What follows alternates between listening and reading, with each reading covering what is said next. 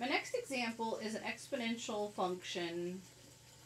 The book there is one in my lab. My lab does one of these, but I wanted to do a second example because I think students find these difficult.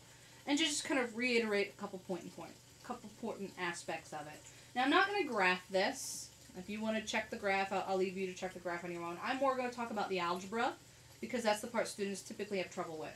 Alright, so remember, find the critical points means first thing you do is you have to find the derivative. Alright, so find the derivative, which in this case requires my chain rule on my exponential function. The 0.01 comes along, so 0.01. The derivative of the e term, well, the first thing is you write down the e term exactly the same.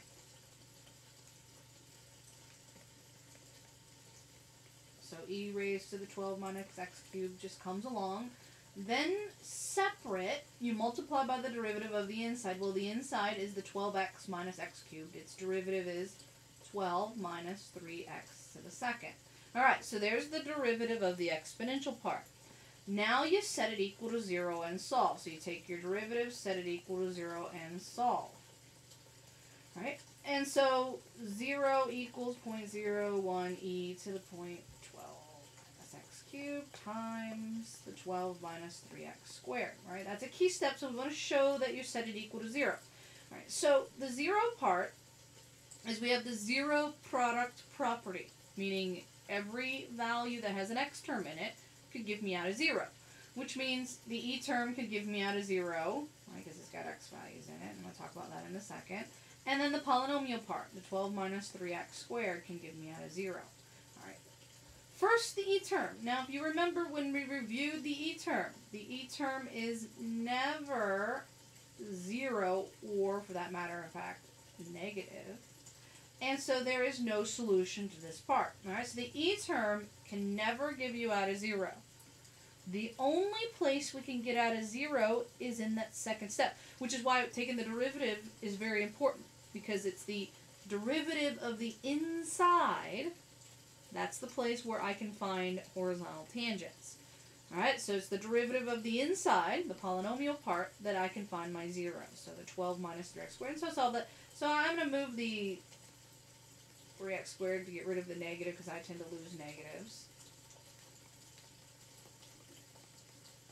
And so 4x squared, use the square root property. Remember, when you use the square root property, it's plus or minus. And so there are two values. There's a positive 2 and a negative 2. Negative, forgot my negative. Negative 2. And so those are my critical values.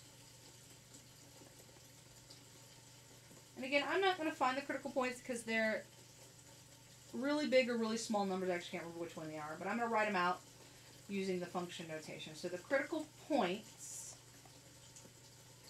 would be negative 2 g of negative 2 and positive 2 g of positive 2. So if you took 2 and negative 2 and plugged them back up into the original function, you can find the moment, and again, I'm going to leave that for you to do. I was more interested in showing you, again, the algebra of finding the critical values. So again, if you wanted to find the actual points, to find the y value comes from the original. So you go back to the original function, plug in your critical values to find those. Alright, so that's an example of an exponential function.